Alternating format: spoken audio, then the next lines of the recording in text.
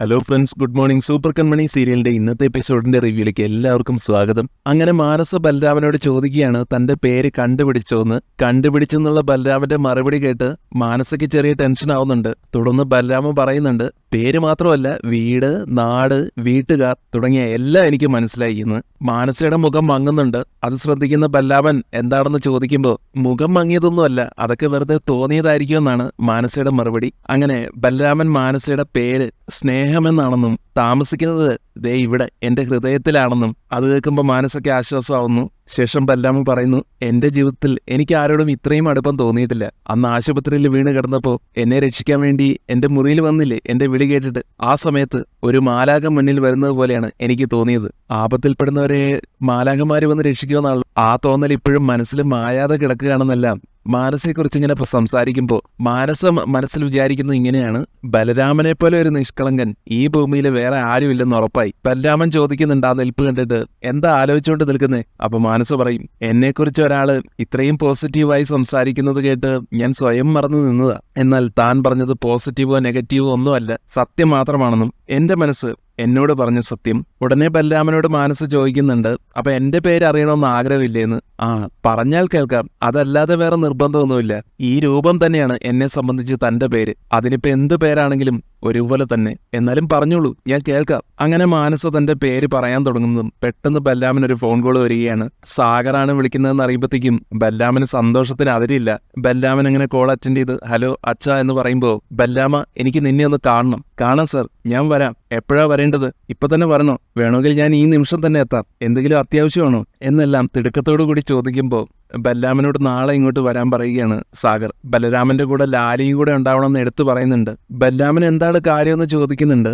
അപ്പൊ സാഗർ പറയും, ചില കാര്യങ്ങൾ സംസാരിക്കാൻ വേണ്ടിയിട്ടാ. തുടർന്ന് തന്റെ ഈ സന്തോഷം മാനസയോടും പങ്കുവയ്ക്കുന്നുണ്ട് ബലരാമൻ. എന്നെ അച്ഛനാണ് ഇപ്പൊ വിളിച്ചത്, എന്നെ നാളെ കാണണമെന്ന് പറഞ്ഞു. എന്നെ അച്ഛൻ മോനേന്ന് വരെ വിളിച്ചു. എന്തൊക്കെയോ സൂചനകൾ അച്ഛന് കിട്ടിയിട്ടുള്ളത് പോലെയാ സംസാരത്തിൽ നിന്ന് തോന്നുന്നത്. അങ്ങനെയെല്ലാം പറഞ്ഞ് ഒത്തിരി സന്തോഷിക്കുന്നുണ്ട്. ശേഷം മാനസയുടെ കൈകളിൽ തൊട്ടുകൊണ്ട്, തന്നെ കണ്ടതിന് ശേഷമാണ് ജീവിതത്തിൽ പല സന്തോഷങ്ങളും ഉണ്ടാകുന്നത്. അല്ല, താൻ തന്നെ എനിക്കൊരു സന്തോഷമാണ്. ഇപ്പതാ അച്ഛൻ എന്നെ ഇങ്ങോട്ടായിട്ട് വിളിച്ചിരിക്കുന്നു. അച്ഛൻ കാര്യങ്ങൾ എന്തായാലും അറിഞ്ഞിട്ടുണ്ടാവും. അതുകൊണ്ടാവും ലാരി ആന്റിയും കൂടെ കൊണ്ടു ചെല്ലണമെന്ന് പറഞ്ഞത്. ഇതൊക്കെ കേട്ട് മാനസയ്ക്കും സന്തോഷമാവുന്നുണ്ട്. മനസ്സിൽ പറയുന്നത്, ഞാൻ ഉദ്ദേശിച്ച പോലെ കാര്യങ്ങളൊക്കെ നടക്കുന്നുണ്ട്. തുടർന്ന് ബലരാമനോട്, സാറ് വല്ലാത്തൊരു ഫീലിലാണെന്ന് എനിക്ക് മനസ്സിലാവും, പക്ഷെ ഓവർ എക്സൈറ്റഡ് ആവണ്ട കേട്ടോ. എന്നാൽ ബലരാമൻ പറയും, ഈ സന്തോഷം തനിക്ക് നിയന്ത്രിക്കാൻ പറ്റുന്നില്ല.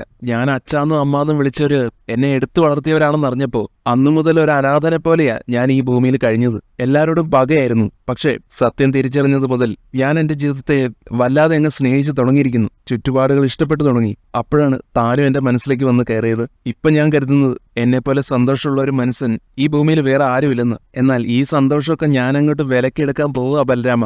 ഇനി മുതൽ നിങ്ങളുടെ അവകാശി ഞാനാ.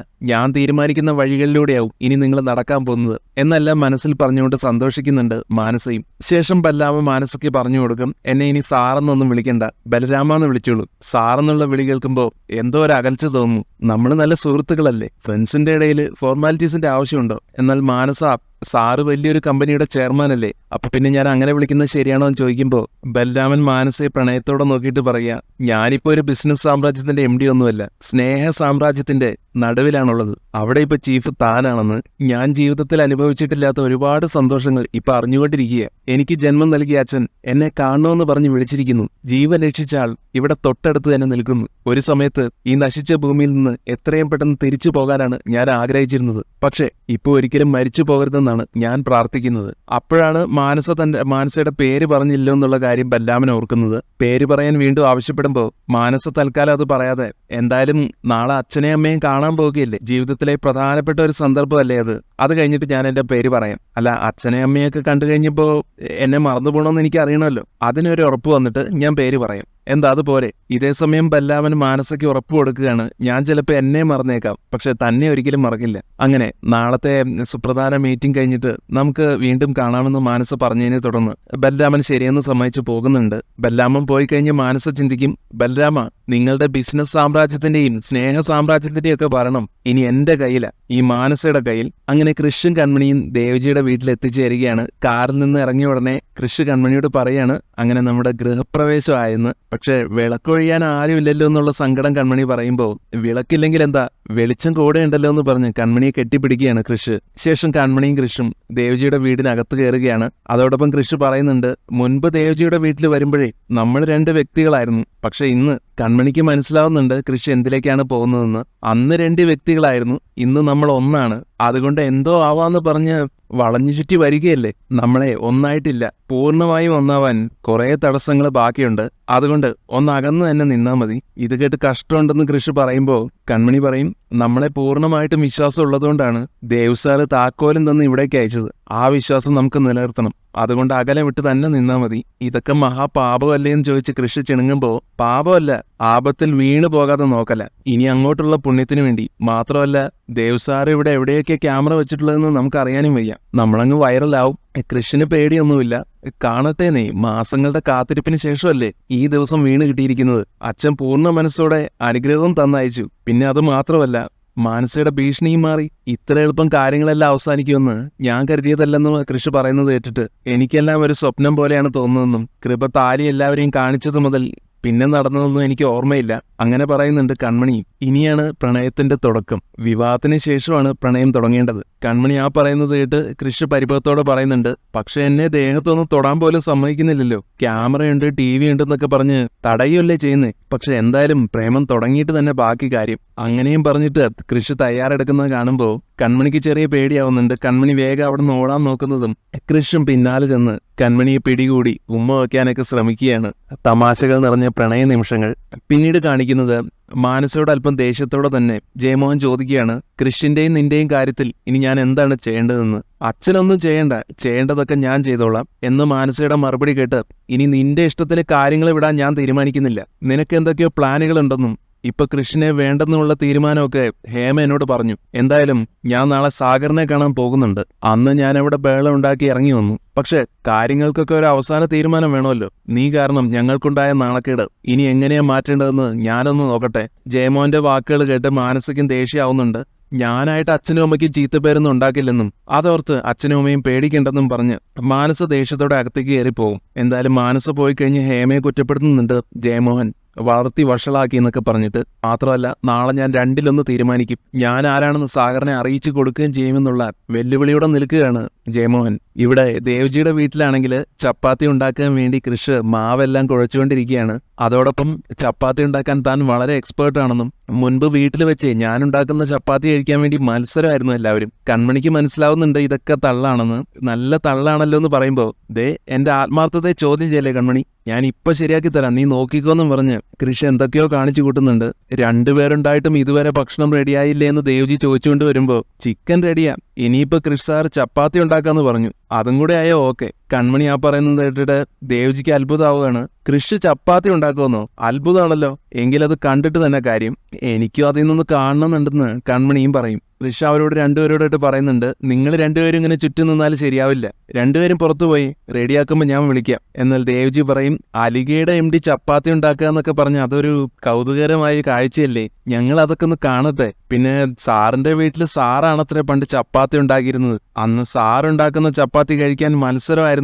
ഇങ്ങനെയെല്ലാം ദേവജിയോട് പറഞ്ഞ് കൺമണി കളിയാക്കുന്ന കാണുമ്പോൾ കൃഷ്ണന് ദേഷ്യം വരുന്നുണ്ട്. ദേ എന്നെ വെറുതെ കളിയാക്കല്ലേ കേട്ടോ, ഞാൻ സത്യസന്ധമായിട്ട് തന്നെ പറഞ്ഞതാ. നിങ്ങൾ വിചാരിക്കും കള്ളമാണെന്ന്. എന്തായാലും താൻ ചപ്പാത്തി ഉണ്ടാക്കുന്ന ഞാനും കൂടെ ഒന്ന് കാണട്ടെ എന്ന് പറഞ്ഞ് ദേവജി അവിടെ തന്നെ നിൽക്കാൻ തുടങ്ങുകയാണ്.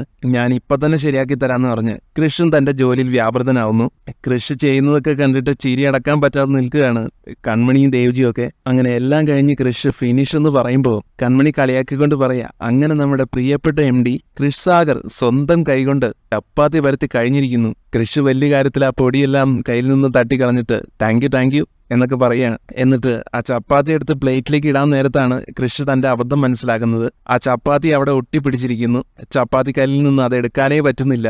ഇത് കണ്ട് പൊട്ടിച്ചിരിക്കുകയാണ് ദേവജിയും കൺമണിയും ഒക്കെ. ഇതൊക്കെ കണ്ടു ചിരിക്കാൻ ഇവിടെ വേറെ ആരും ഇല്ലാതായി പോയല്ലോ എന്നൊക്കെ ദേവജി പറയുന്നത് കേട്ടിട്ട് കൃഷി ദേഷ്യത്തോടെ, അതിന് മാത്രം ചിരിക്കാനായിട്ട് ഇവിടെ ഒന്നും ഉണ്ടായിട്ടില്ലല്ലോ. അപ്പൊ ദേവജിയും, ഇല്ലില്ല, ഒരു കുഴപ്പമില്ല. അല്ല, ഇതുപോലത്തെ ചപ്പാത്തി തന്നെയാണോ അന്ന് സാഗറും സുജാതയൊക്കെ അവിടെ കിടന്ന് ബേളം വെച്ചത്? ദേവജിയുടെ കോമഡി എല്ലാം കേട്ട് കൺമണിക്ക് ചിരി പൊട്ടുന്നുണ്ട്. എന്നാൽ കൃഷി കൺമണിയോട് ദേഷ്യപ്പെടും, നീയും എന്നെ കളിയാക്കി ചിരിക്കുകയാണോ? സത്യമായിട്ട് ഞാൻ ചിരിച്ചില്ലെന്ന് കൺമണി പറയുന്നുണ്ടെങ്കിലും എന്തായാലും ഞാൻ ചപ്പാത്തി ഉണ്ടാക്കിയിട്ടേ ബാക്കി കാര്യമുള്ളൂ. എന്ന് വെല്ലുവിളിക്കുകയാണ് കൃഷ്. അപ്പൊ ദേവ്ജി കൃഷ്ണനോട്, കൃഷ് വലിയ വെല്ലുവിളികളൊന്നും നടത്തണ്ട, നീ മാറ്, ഞാൻ ഉണ്ടാക്കാം. കൺമണിയും പറയുകയാണ് കൃഷ്ണനോട്, സാറ് മാറ്, ഞാൻ ഉണ്ടാക്കാം, എന്നാൽ ഞാൻ തന്നെ ഇത് ഉണ്ടാക്കുമെന്നും ജസ്റ്റ് വെയിറ്റ് ആൻഡ് സീ എന്നൊക്കെ പറഞ്ഞ് കൃഷ് പിന്നെയും ചപ്പാത്തി ഉണ്ടാക്കാനുള്ള പരിപാടിയിൽ തന്നെയാണ്. കൃഷ് അവിടെ നിന്ന് മാറിയതും ദേവ്ജി കൺമണിയോടായിട്ട്, കൺമണി നാളെ നമ്മൾ മിക്കവാറും ലീവ് പറയേണ്ടി വരും, വാർത്തയും വരും, MD ഉണ്ടാക്കിയ ചപ്പാത്തി കഴിച്ച് സ്റ്റാഫുകൾ ആശുപത്രിയിലായി എന്ന്. അതും പറഞ്ഞ് ദേവ്ജിയും കൺമണിയും ചിരിയോട് ചിരി. അതിനുശേഷം കാണിക്കുന്നത് വിഷമിച്ചിരിക്കുന്ന സുജാതയ്ക്ക് ആഹാരം കൊണ്ടുവന്ന് കൊടുക്കുകയാണ് ആന്റിയമ്മ. നീ ഇത്രയും നേരമായിട്ടും ഒന്നും കഴിച്ചിട്ടില്ല, മനസ്സോ തളർന്നു, പട്ടിണി കൂടെ കിടന്ന് ദേഹം കൂടെ ക്ഷീണിപ്പിക്കല്ലേ എന്ന് പറഞ്ഞുകൊണ്ട് ആഹാരം കഴിക്കാൻ നിർബന്ധിക്കുകയാണ് ആന്റിയമ്മ. പക്ഷേ തനിക്ക് ഒന്നും വേണ്ടെന്നുള്ള വാശിയിൽ തന്നെയാണ് സുജാത. മാത്രമല്ല തന്നെ ഒന്ന് ഒറ്റയ്ക്ക് വിടാനും മനസ്സാകെ പിടിവിട്ട് നിൽക്കുകയാണ്. ഞാൻ അങ്ങോട്ടെങ്കിലും ഇറങ്ങിപ്പോകും എന്നൊക്കെ പറയുന്നത് കേട്ടിട്ട് സാഗറും അങ്ങോട്ട് വന്നിട്ട് സുജാതയോട് എന്തുകൊണ്ടാണ് ഭക്ഷണം കഴിക്കാത്തതെന്ന് ചോദിക്കുകയാണ്. എനിക്ക് ജീവിച്ചത് മതിയായെന്നും കണ്ണേ പൊന്നേന്ന് വളർത്തിക്കൊണ്ട് വന്ന് തന്റെ മോൻ കാണിച്ചത് കണ്ടില്ലേ, ഒരു പെണ്ണിനെയും കൂട്ടിക്കൊണ്ട് വന്നിട്ട് കുങ്കുമവും തൊടിച്ച് ഇവിടുന്ന് പോയിരിക്കുന്നു. ആ സ്വപ്നം എന്തായാലും തീർന്നു. അടുത്തതേ മരിച്ചുപോയെന്ന് കരുതിയിരുന്ന കുഞ്ഞ് ജീവിച്ചിരിക്കുന്നത് പോലും ബലരാമൻ എന്ന വലിയ ആളായിട്ട്. എനിക്കിപ്പോ ഭ്രാന്ത് പിടിക്കാത്തത് എന്താണെന്നാ ഞാൻ ആലോചിക്കുന്നത്. അതിന്റെ ഇടയിലാണ് ഭക്ഷണം നിങ്ങളെല്ലാവരും കൂടി അങ്ങ് കഴിച്ചു. ഈ ഒരു അവസ്ഥയിൽ എന്റെ തൊണ്ടയിൽ കൂടെ ഒന്നും ഇറങ്ങില്ല. ഇങ്ങനെയെല്ലാം പറഞ്ഞ് ദേഷ്യവും സങ്കടവും സുജാത കാണിക്കുമ്പോൾ സാഗർ ഉപദേശിക്കുന്നുണ്ട് സുജാതയെ പ്രശ്നങ്ങളെ നേരിടാൻ നോക്കണമെന്നും. ആദ്യം ബലരാമന്റെ കാര്യം, ലാലിയും കൂട്ടി അവൻ നാളെ വരുന്നുണ്ടല്ലോ, ആദ്യം നമുക്ക് അവനോട് വ്യക്തമായിട്ട് സംസാരിക്കാം, എന്നിട്ട് തീരുമാനം ഉണ്ടാക്കാം. പിന്നെ കൃഷിന്റെ കാര്യം, കൃഷി ദേവ്ജിയുടെ വീട്ടിലുണ്ട്. എന്നാൽ അത് കേട്ട ഉടനെ സുജാത പൊട്ടിത്തെറിച്ചുകൊണ്ട് പറയാണ്, കൃഷി ഇനിയിപ്പോൾ ആരുടെ കൂടെ വേണമെങ്കിലും ജീവിച്ചോട്ടെ, അവൻ എന്റെ ആരുമല്ല. ആന്റിയമ്മയാണെങ്കിലും സാഗറിനെയാണ് കുറ്റപ്പെടുത്തുന്നത്. കൃഷിനെ നീയാണ് വഷളാക്കിയതെന്നും മക്കളെ ശാസിച്ചു തന്നെ വേണം നേരായ വഴിയിലേക്ക് കൊണ്ടുപോകാൻ, അല്ലാതെ ഞങ്ങൾ കൂട്ടുകാരാണെന്നും പറഞ്ഞ് അച്ഛനും മോനും കൂടെ തോളിൽ കൈയിട്ട് നടക്കുമ്പോഴേ ഇങ്ങനെയൊക്കെ സംഭവിച്ചെന്നിരിക്കും. എന്നാൽ ആന്റിയമ്മയ്ക്ക് നല്ല ചുട്ട മറുപടി കൊടുക്കുന്നുണ്ട് സാഗർ. ഇവിടെ സംഭവിച്ച എല്ലാ പ്രശ്നങ്ങൾക്കും കാരണം ആന്റിയമ്മയാണെന്നും മാനസയുടെ കുറ്റങ്ങളും തെറ്റുകളും അവളുടെ ഭാഗത്തു നിന്നുള്ള വീഴ്ചകളും ചേച്ചിയമ്മയ്ക്ക് കൃത്യമായിട്ട് അറിയാമായിരുന്നു. പക്ഷേ ചേച്ചിയമ്മ അതൊക്കെ അങ്ങ് മൂടി വെച്ചു എന്ന് മാത്രമല്ല, കൃഷിയിലേക്ക് അവളെ അടുപ്പിക്കാൻ വേണ്ടി എന്തൊക്കെ ചെയ്യാമോ അതൊക്കെ ചെയ്യുകയും ചെയ്തു, അല്ലേ? അപ്പൊ ആന്റിയമ്മ പറയും, ഞാൻ എന്തെങ്കിലും ചെയ്തിട്ടുണ്ടെങ്കിലേ അത് നമുക്ക് എല്ലാവർക്കും നല്ലത് വരണമെന്ന് ഉദ്ദേശിച്ചിട്ട. ആ മറുപടി കേട്ട് സാഗർ ചിരിച്ചുകൊണ്ട് പറയാണ്, കൃഷിന്റെ ജീവിതം ഇല്ലാതാക്കിയിട്ട് വേണം കുടുംബത്തിലേക്ക് നല്ലത് കൊണ്ടുവരേണ്ടത്, അല്ലേ? സുജാതയും ആന്റിയമ്മയുടെ സൈഡിൽ നിന്നുകൊണ്ട് പറയാണ്, അപ്പൊ നമ്മള് ജയമോഹനും ഹേമയ്ക്കും വാക്ക് കൊടുത്തത് അതിനൊരു വിലയില്ലേ? ആ വാക്ക് പാലിക്കാൻ വേണ്ടിയല്ലേ ചേച്ചിയമ്മ ഓരോന്ന് ചെയ്തത്? എന്നാൽ സാഗർ പറയുന്നുണ്ട്, സുജു, ജയമോഹനെ തലച്ചോറും ഹൃദയവും ഒക്കെയുള്ള സാധാരണ മനുഷ്യന്. നാളെ എന്തായാലും ഞാനും ദേവ്ജിയും കൂടെ ജയമോഹനെ കാണാൻ പോകുന്നുണ്ടെന്നുള്ള കാര്യവും സാഗർ അറിയിക്കുന്നുണ്ട് അവരെ.